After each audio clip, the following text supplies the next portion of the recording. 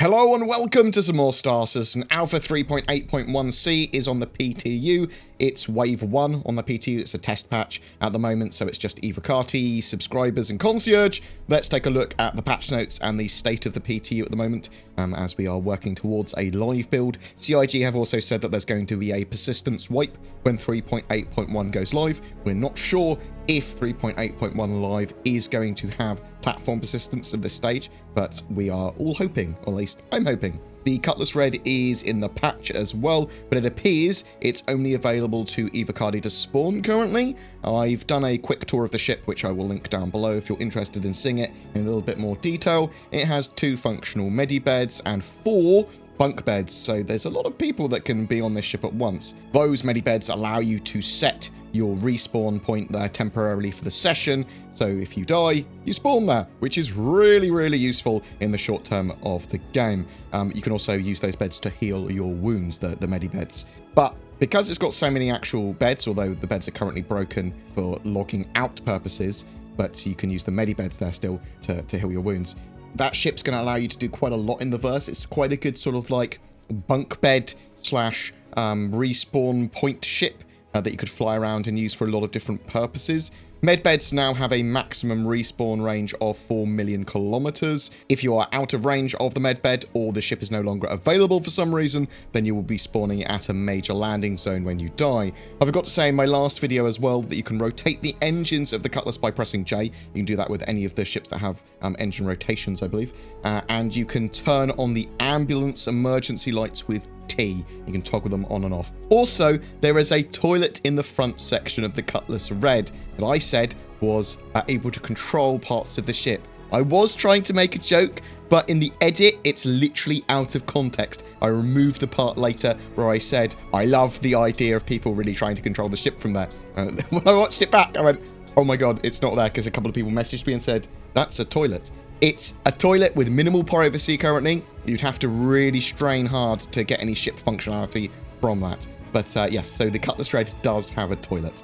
A controversial change in the patch, and something a lot of people are going to dislike, is rented ships in the Persistent universe can no longer be modified. I was in 2 minds about that when I read it and looked at it, and I was like, I do want to be able to customize rented ships. So one of the reasons they've done this is because some exploits needed to be closed down, and because they want to start platform persistence without additional reasons to reset the databases, and they don't want players to be able to skip certain content, and they don't want ship rentals to be the only things players do. They want them to buy ships. And obviously with platform persistence, it's much more lucrative and sensible to purchase a ship, because you hopefully won't get as many resets, but so that they are trying to push players to do that for sure.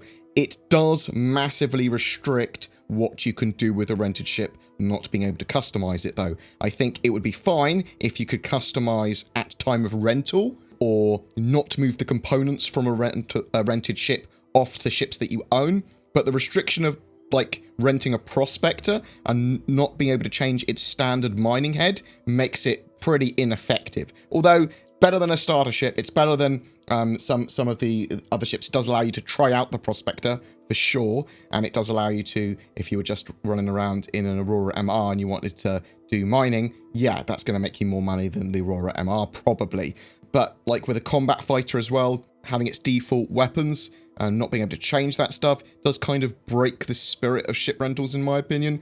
Cargo and multi-role ships are a bit less affected by this, so you can still do cargo runs in a ship, even if it's just got default loadout. It doesn't really matter. But not being able to change the quantum drive as well in those ships is actually pretty annoying. I understand that you don't want players to be able to skip tiers of progression, and you want players to grind somewhat in the game and play the game, not just go, rented that ship, use it to make a load of money, and then I can buy my hammerhead. But leveraging a cargo bay in a rented ship is still going to happen, and still going to allow players to do that to some extent. You maybe don't want to allow players to use rented items and gear on other ships that they own, so moving it off a rented ship onto a ship that you own so that you literally get components cheap. You also sort of want rented ships to feel a bit different from owned ships, otherwise why ever own a ship? You certainly want an owned ship to be yours and to have benefits over a rented ship. I think we need a system for rented components or customization for rented ships separately, But until then, please allow the customization of rented ships, or sort of like give us platform persistence in 3.8.1 and sort of say, we're probably not going to be resetting in 3.9. You're going to be able to grind for the next few months and actually buy some ships. That would also be fine. So that's possibly a reason they've done that. So we sort of will have to wait and see. Balance to the economy and rental system are needed. That probably is coming a little later once they've sort of worked out the value of UEC and sort of like got some of the dynamic economy in there. So, bug fixes for the patch. They fixed the mobi-glass closing immediately after opening. Player markers should no longer vanish if the player dies far from their respawn point. The gamer wallet should no longer occasionally freeze and fail to update for an extended period of time, allowing players to set very large UEC service beacons. Game markers for minables should no longer fly away as the player moves. They fixed magazine replacements not working once equipped spares are spent from the Animus. They fixed a bug where other players' footstep sounds would never be triggered if the other player was not in your field of view. So people could just literally sneak up behind you. They fixed the constant fire audio in the left cockpit of the Banu Defender and missing audio for its internal doors and ramp entry. Their incorrect and missing audio for the Aegis Vanguard rear ramp was fixed. There's also a bug that was fixed where the Gladius startup and shutdown audio was very delayed and would play for the wrong one. So it would play for the startup when it was supposed to be shutting down.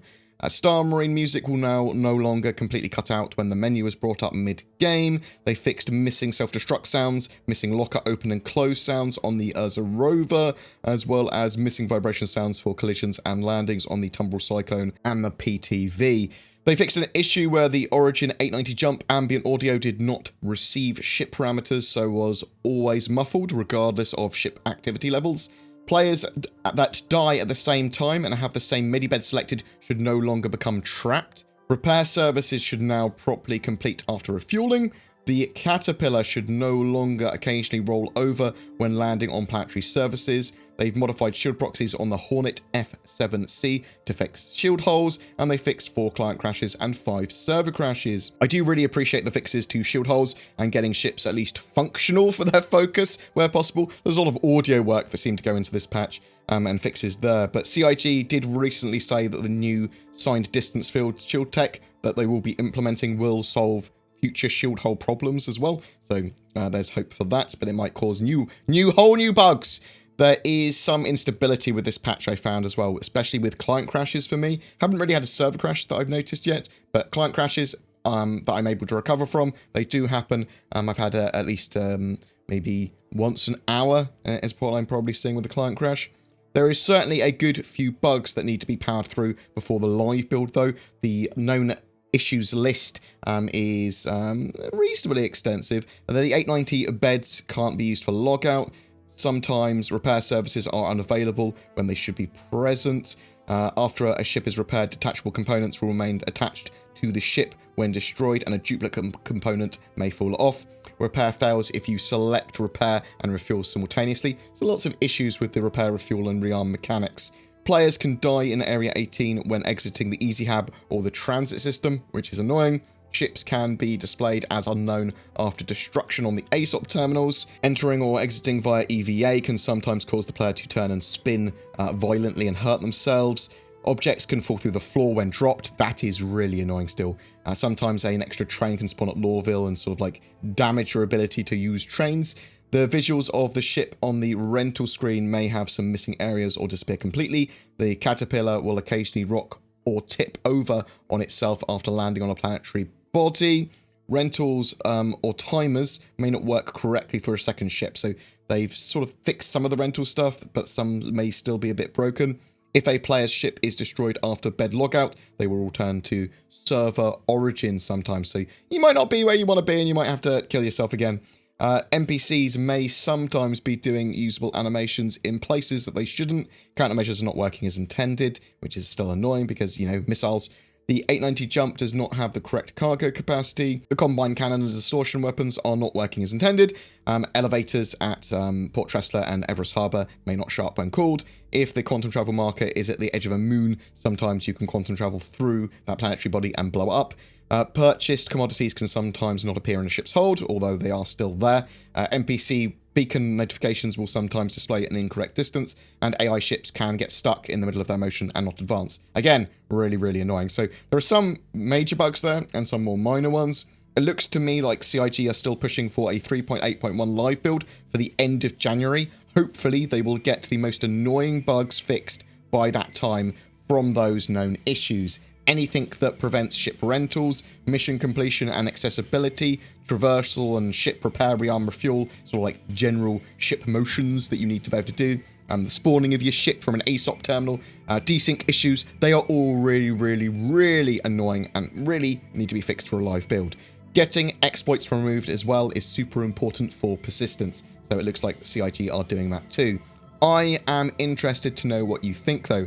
Have you been playing it in 3.8.1's PTU? What do you think of the Cutlass Red? Out of curiosity as well, do you think I should cover exploits on my channel for Star Citizen? And if so, would you like them in a form of a guide? Do you think they should just be highlighted in the form of CIG, you need to fix this and bring attention to them? Or should they just be mentioned very briefly that they exist in the news? I'm interested to know what people think, because some people will be like, no, you shouldn't make guides on them because that breaks the game. But other people would say, well, if you do a guide, then that gets the most exposure, and we want to be on a level playing field with the people that are exploiting, or be able to spot what they're doing to exploit. Do you see what I mean? So there's, I'm more interested in what people think. I'm thinking, personally, I'm more likely to, if they're really egregious and breaking the game, then I will highlight them for fix. But I should probably at least just mention them briefly in the news. At the moment, and in the short time, I've been sort of like avoiding exploits on my channel because I wasn't really sure how to approach them. But I'd love to hear from you, whatever you think, in the comments below.